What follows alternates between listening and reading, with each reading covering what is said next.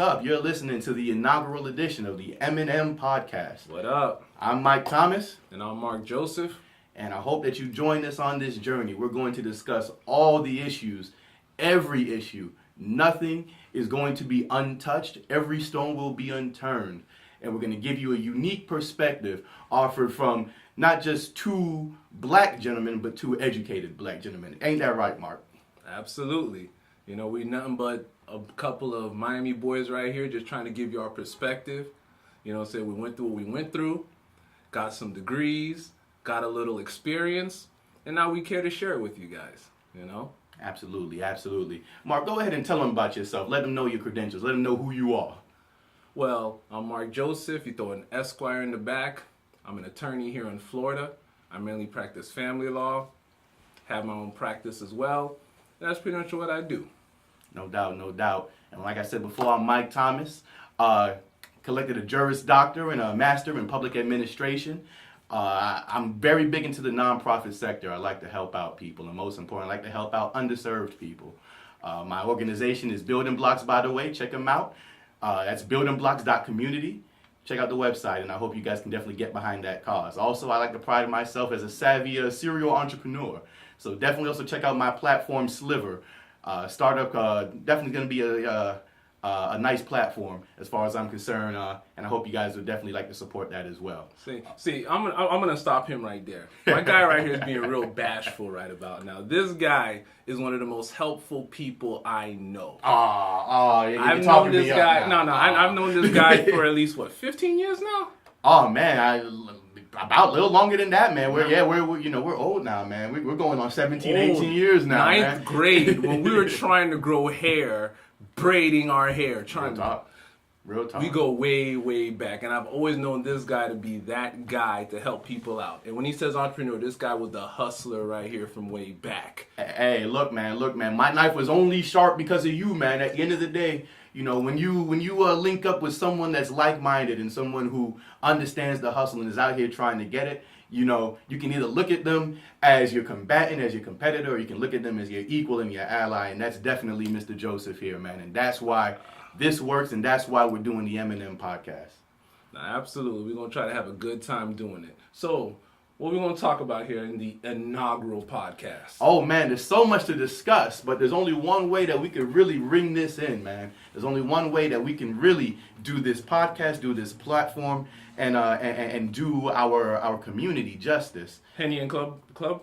Oh, man. Look, man, we could talk about popping bottles all day, you know. But, you know, we don't want to upset certain people in our community. You know, they don't like to hear that type of stuff. No. We 444 in this piece. You know what's better than that? Credit. Indeed. Credit is nice. Absolutely. We're going to talk about that, too. So. Absolutely. No doubt, man. And we're definitely going to get there in the coming weeks. We have a lot of topics to discuss. But, you know, I think that there's one particular topic, Mark, that we definitely have to delve into. And that's more the black prospectus, if you will, for 2018. Where do you see the black culture leaving 2017 and it being January? Where do you see us going moving forward? Sociopolitical, economic, you know, these are trying times for the black community, you know? Well, I would say this. I would say the black community, the black struggle, so to speak, at this point, it's mainstreamed. There's a voice there. It's a strong voice, and it's guided. And there's certain people who assist in guiding that. So although we have the struggle, we have the voice. So although the struggle is always there, the voice is now too. So you're going to hear a lot more of the struggle, and hopefully we will ourselves and all the other people who are part of the mainstream black voice will assist in that as well. And hopefully, you know, we shed light on the social economic issues in our communities, the difficulties to go through between debt, not just in credit, but student loans, the struggle in trying to find our place in a world that isn't innately for us, in a country that isn't innately for us and who doesn't want us here. So, I mean, from there, it's just kind of moving forward and say, all right, we realize that it's there. The evidence is there. We have certain political, you know, people and policies in place that isn't for us. Absolutely. And us moving from that. And I think this is the year, 2018 is going to be the year that we decide to say, you know what? we're going to make these moves. We're going to make money despite what they're doing. We're going to get educated despite what they're doing to us. We're going to have our voices heard despite what they're doing to us. Yeah, that's a very good point that you made there, especially about leadership and about guidance into 2018. You know, I always struggle with that personally, and I'll tell you why. You know, I really do feel as if sometimes you can't look at the African American community as a monolith, you know, where we're a various people, you know, we're a diverse people. We have nuance. We have different backgrounds, different understandings. You have, you know, we were talking about this earlier. You have your Africans, you know, people that have descended directly from Africa, 1 or 2 generations removed. Then, of course, you have your African Americans, people that were brought here on slave ships hundreds of years ago. Then you have your Caribbean Americans, you know. Haiti, what up? You know, man. St. Thomas, Antigua, you know, Wagwan, you know what I mean? So, you know, I mean, you know, we're all people of different backgrounds. And yet, we all have this one struggle that unites us. And sometimes that struggle that unites us, we all, you know, we kind of lose our self-identity in it. And I think that's going to be a major issue moving forward, especially in 2018, and especially as we try to undefine ourselves from a system that is kind of put into this corner. You know, I think it's going to be interesting. I really do, especially when it comes to the political leadership. You know, we just left the era of Barack Hussein Obama, and you know, a lot of people have opinions about his legacy. I am one of them. I have plenty of opinions about his legacy, and we won't get into that today. That's for sure. But I certainly do feel like, you know, intellectually speaking, I do feel as if he did leave us off in a much better place than where we were, you know, 9 years ago. But granted, go ahead. You know, one of the points I want to kind of bounce off of is you mentioned that, you know, although we're all black, we have different identities, whether it be the Africans, African Americans, the Caribbean African Americans, and Afro Latinos. I can't forget them. We got to shout them out. Definitely. Shout out to the DRs, the Panamas, the South Americans, all those. Absolutely. The Cubans, even. The Puerto Cubans, Ricans. even. Absolutely. Yes. Absolutely. The no ones doubt. who, although at the end of the day, they do face the black struggle in their own right. Absolutely. One of the points I would make to that, though, is although we're separated in terms of just where we inevitably originate our mindset, or like where we come from at least 1 or 2 generations back, the important thing is going to be galvanization.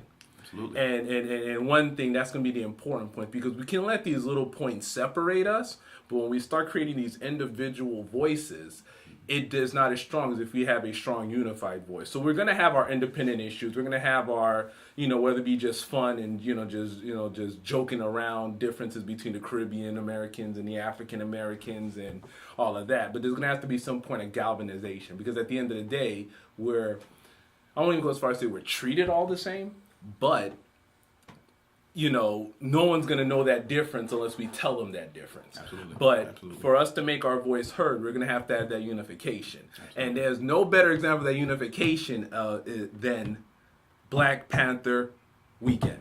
Black Panther showing out. I mean, if we're going to unify together, that's what it's going to be. We are literally riding on all this. And I'm telling everybody right now, I don't care how that movie is. I don't care how Michael B. Jordan does.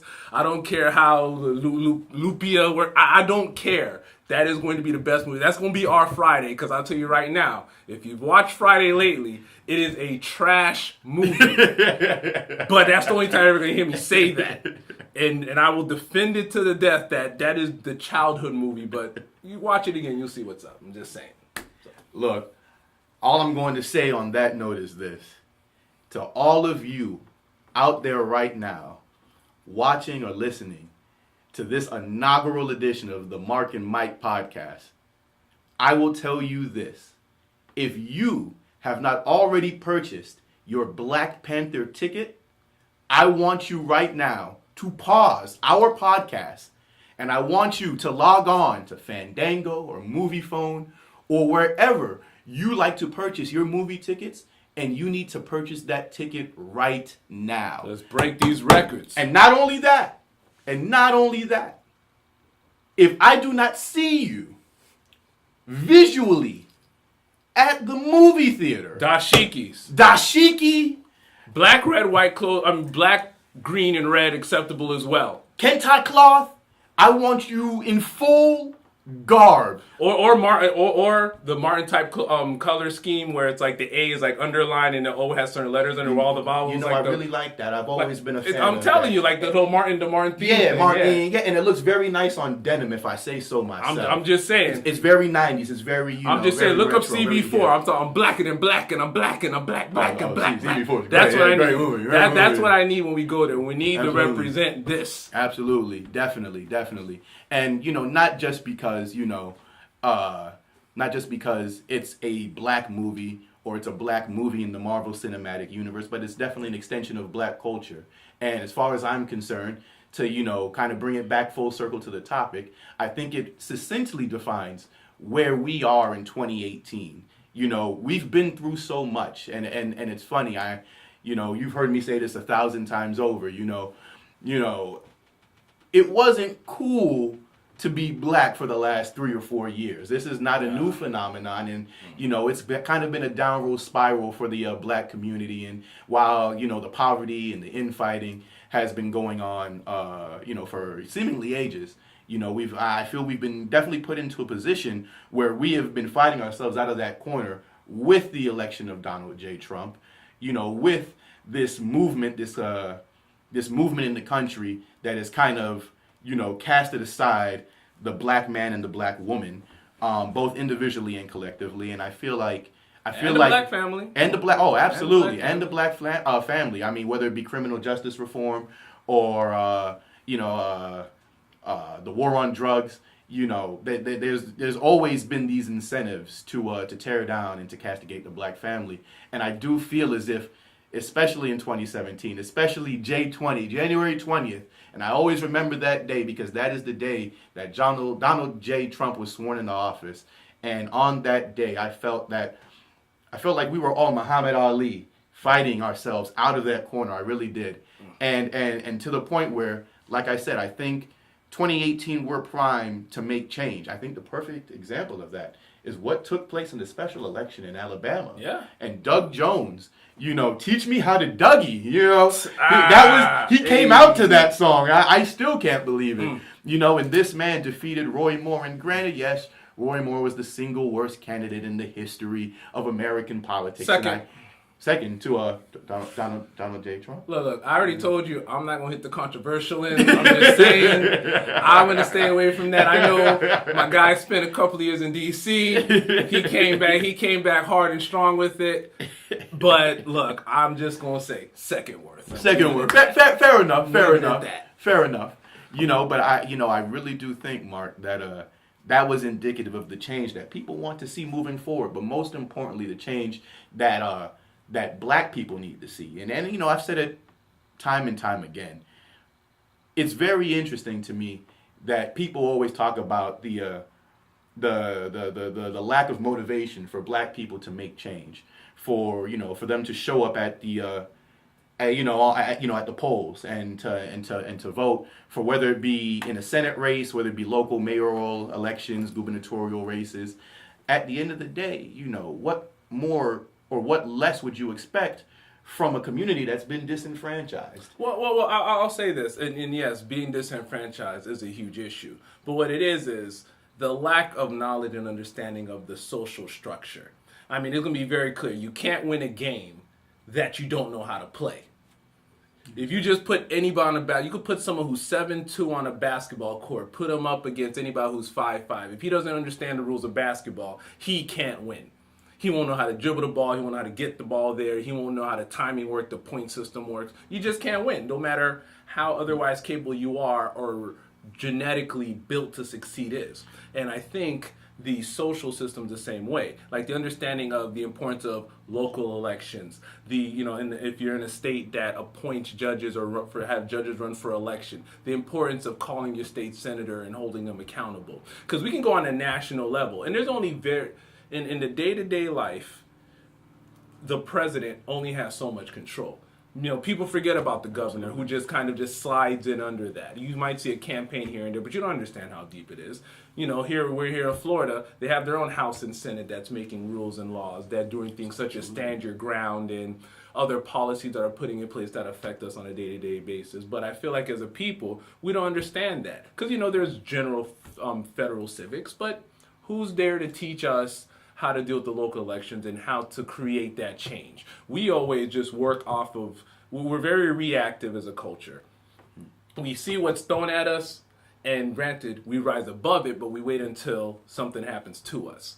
We need, the proactive approach is what a lot of other cultures and groups, follow, where they want to see the change, so they create the change. In the Spanish culture, they didn't wait until someone made a movie that kind of represented them. They had their own channels, they had their own subsection of channels. They supported their television and their content in their area, and then mainstream took that and then started perpetuating, because okay, there's something that's working, let's do it, not let's wait for someone to create something for us. I'll give you a perfect example of that. We talk about everything about the Black Panther movie and things such as that, but there's a lot of other just for example, there's another show coming out called Black Lightning, that's coming out. You don't hear as much about that. Do we have to wait for people to see it, or do we fish through that? Do we find the content? Do we find the people who's trying to push us forward and support them, so the mainstream can peep in and say, you know what, we're going to have to show them love. We're going to create this because they're going to follow us if we make them.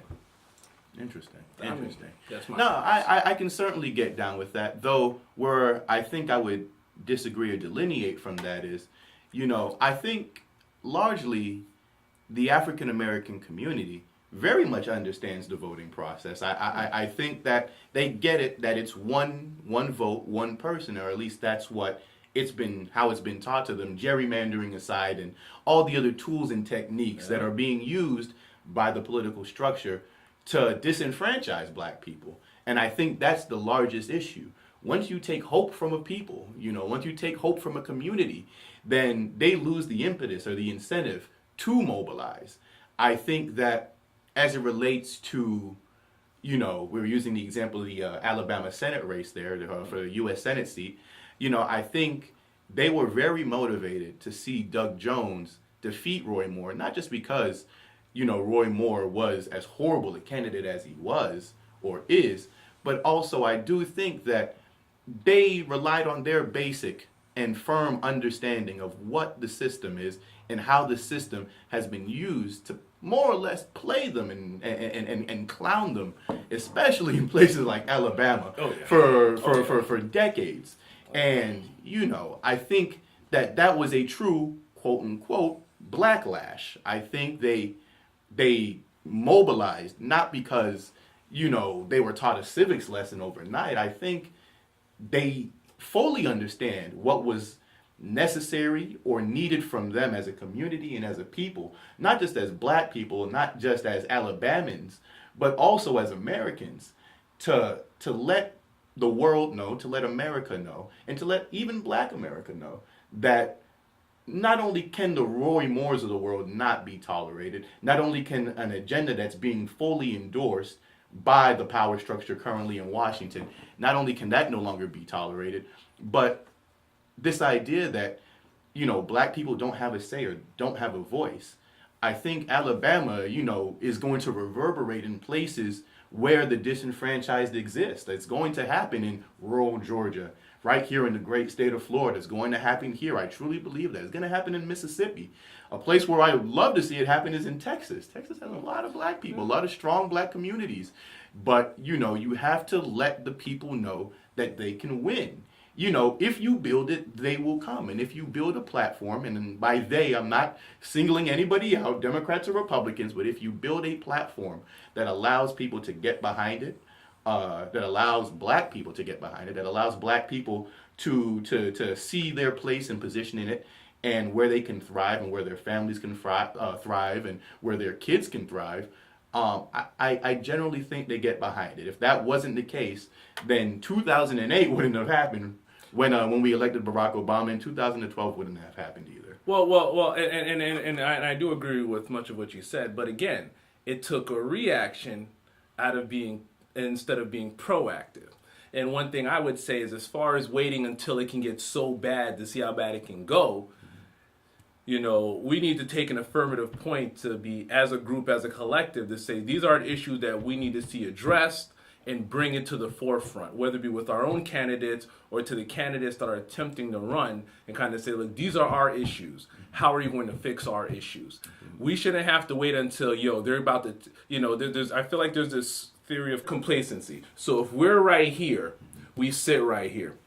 What I consider being reactive is you wait until they're trying to put us down here, and then you fight to get back here. What I'm saying is be proactive. We're sitting here, fight to move us here. Because all we essentially did was put back the status quo. Gee, thanks. We don't have this risk of having our rights, taken away from us. It's like, it's not that. It's like, let's focus on we're at this point. Let's move forward. All right, we got this taken care of. How do we address the lack of education in our community? How do we address the disproportionate amount of conviction rates for black or other minorities? How do we allow for people who have come out the system to get back into everyday society and kind of move in? How do you create a structure that focuses on growing and assisting our population? And I think that's kind of the whole point there. And so although a lot of what you say is valid, I guess my concern always is making sure we as a people are moving forward past this. I'll use the best example, Black Panther. Yes, okay, you got a Marvel movie in the cinematic universe, and we get this. But how do we go, okay, now we're at the complacency. How do we get more content? How do we get more black superheroes, new or otherwise? We have the Black Green Lantern, Jon Stewart. We got Black Lightning on TV, cool. There's a lot of others, the Storm get her own separate movie. I mean, that's just like a smaller example. But how do we perpetrate that? And I like to use superheroes as an example, because one thing I'll sit there and say, growing up where I came from, is a lot of and it's crazy, ideas, morals, concepts of being greater than I am came from superheroes. The idea of what superheroes represent gives an idea of children who have nothing but imagination to tell them that they can do it at anything and everything. I can imagine how many times I'm upset in thinking about a Superman or a Batman and how Superman and Batman deal with the situation. Not just anybody in everyday life, but how do people deal with it and wanting to have that resolve? A Goku, I mean, everybody try to go Super Saiyan at least if you're a young boy. I don't care, black, white, otherwise. But we all tried. I mean, very true. I mean, to be honest, I kind of still try. I'm just saying, to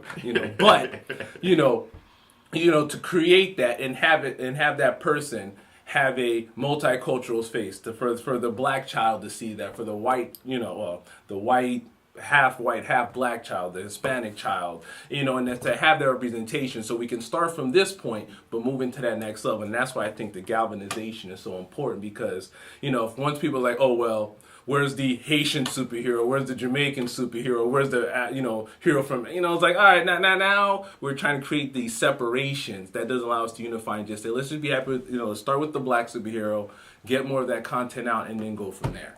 Interesting.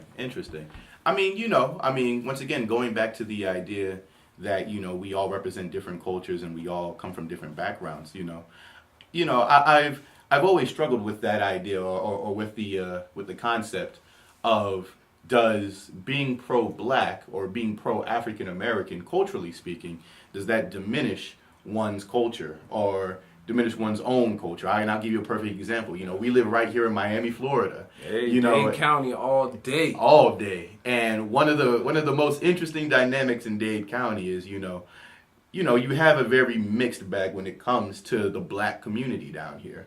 And, you have black people from Jamaica, you have black people from Trinidad, you have black people from Haiti, you have black people from the Virgin Islands. And then, of course, you have your African Americans, your third, fourth, and fifth generation, And don't forget the Bahamians who came here to help build Miami. Oh, absolutely. You can't forget them. Too. You can't shout out the Bahamians. I-95. The original Miamians, as far as I'm concerned. As far as I'm concerned. But that's another story for another day. Absolutely. But absolutely. And with all that being said, everybody, big ups their culture, and rightfully so. Everyone, touts, their culture, their upbringing, which, 6 degrees of separation, there's not too much of a difference between each one of them. However, the nuance is great enough in our minds, at the very least, that says that we're going to, I guess, support this or we're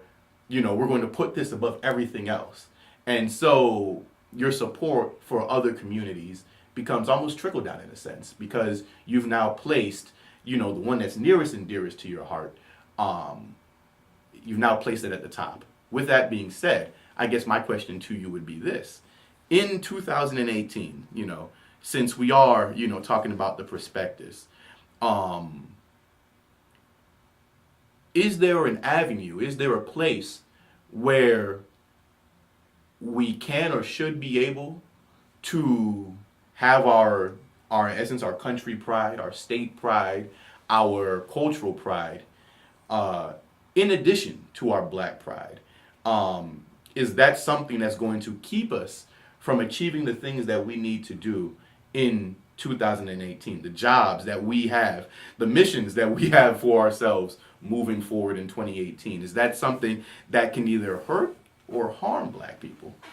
Well, I think it depends on what the approach is when it comes to having your countrymen pride, so to speak. Mm-hmm. Even though I was born and raised Miami, Florida, my parents are Haitian, I rep Haiti, I rep America. But to have that countryman pride of being Haitian and being, being proud of that, and then being Black American here, I think you can do both without affecting the other. The question is just inevitably, where do you want to see things work? Because I can sit there and push, just focus on just being Haitian and pushing that.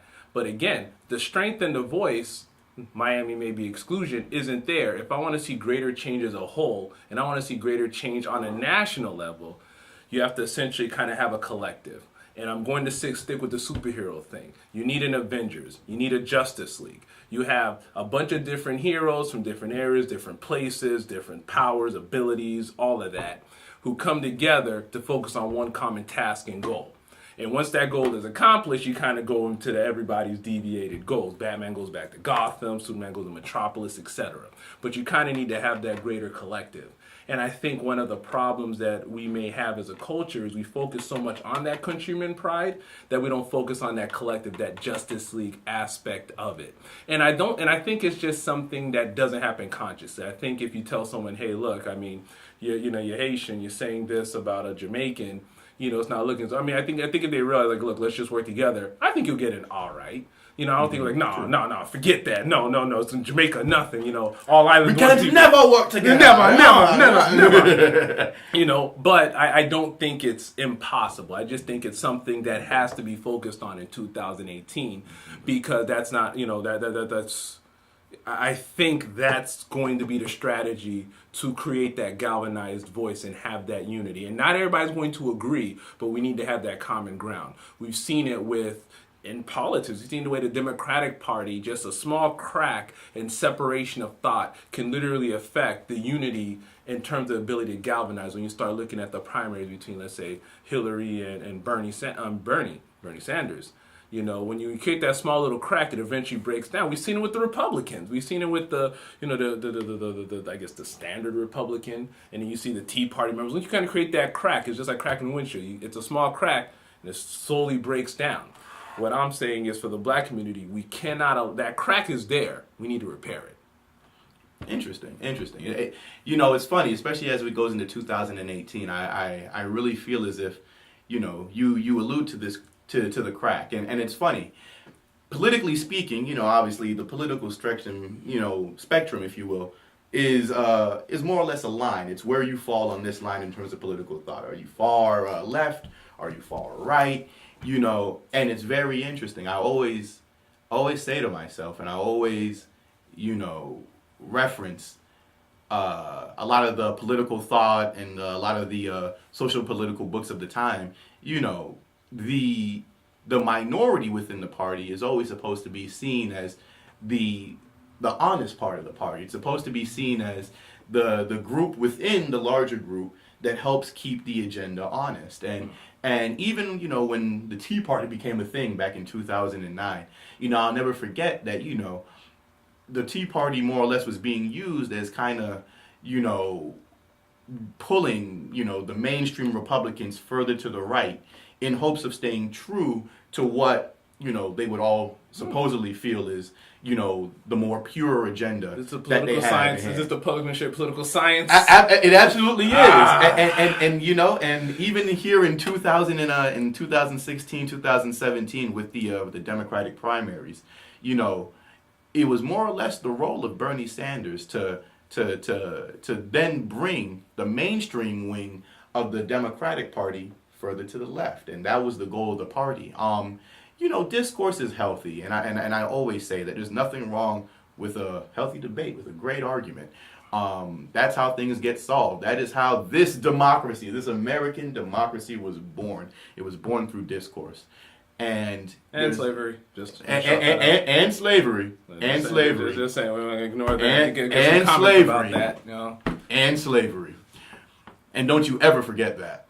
But that's neither here nor there. Forget it. Album dropping soon. But indeed. Yeah, I hit iTunes. But these are the things that you can never lose sight of, and I think it also goes back to where I personally feel Black America needs to be in 2018.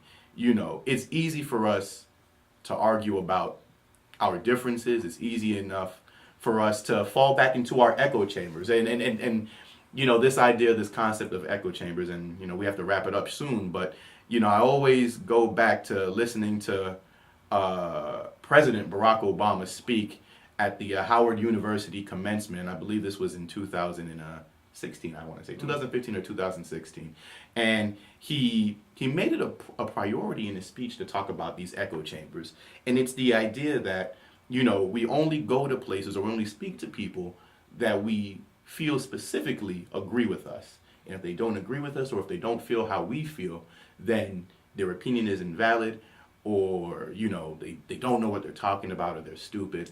And I think that is the impetus for a lot of what's going on right now in America, but also within the Black community. It doesn't, just simple question as you continue, doesn't Facebook algorithm essentially help with that? The fact that I'm going to see what I respond to, what I hit, and I'm not going to see the opposite opinion. Very true, very true. It certainly does. It most certainly does. The Facebook algorithm and social media algorithms in general do make suggestions on the basis of one's opinion or what they like and what they've already grown accustomed to. Are you saying that I can't go to Facebook and look at the trending topics to get my source of news? You probably shouldn't. I'll leave it at that. It's not healthy. but I think that is kind of where we are in the Black community as well. Right now, I feel that there's a debate in the Black community about the people that are more Black than the other ones, and you have your hoteps, right? That's been one that's been tossed around quite a bit, and we're not going to segue too far because trust me, that is another topic for another day. We're going to get there. But with that being said, it is indicative of what's going on in America right now. And at the end of the day, the core belief system that we all have is virtually identical. The Hotep doesn't want Donald Trump in office any more than the mainstream Black American who's subscribes to a more mainstream political thought or even a more mainstream Black identity. And I think ultimately that's what's going to determine, what's going to decide whether we crash and burn or we thrive in 2018. I think once we resolve that, I mean, look, you already know the power of Black thought is not only contagious, but it's unlimited. And I do definitely think that will creep its way into whether it be politics, whether it be economic, personally speaking, I definitely feel that is progress that is to be reaped and that is still out there for us to attain in 2018. And I think that things like the Black Panther movie, coming back to that, I think, that those type of things do it. Things that we can, form that unifying force or that unifying body around, are indicative of not just, black people coming together. Oh, it's great to see. Oh, no, that's great. That's fine. Like I said, we're not a monolith, but I definitely feel that those things, the Alabama Senate race, our unbridled, unmitigated hatred for a current elected official in office right now. I think these are things that remind us that we need not get caught up in a lot of the other sidebar issues that we face as black people and as black Americans. At the end of the day, there's still a disgustingly high mass incarceration rate of black men and black women and black juveniles, and we need to resolve that. There's still an education and wealth gap that need to be addressed. And these are things that I feel, might seem undaunting as tasks in terms of challenging them within the current power structure. For example, trying to elect officials, whether it be on the federal level or whether it be on the state level. But there are still a lot of things that the black community, not African American, not African, not Caribbean, not Afro-Latino, the black community, the aggregate, that we can still come to the table and discuss and resolve as a people. And I think that 2018 is the year to do it. I really do. I agree with much what you said, but here's what I think for 2018 should be the focus of black people, the State of the Union, so to speak. I'm going to stick with my concept of galvanization. And one of the first things I'm going to sit there and say is, look, no matter what country you rep, what place you rep, what identity you have, if you're black, you're black. I see a lot of videos come up on my Facebook algorithm. Apparently, this is the things I look up.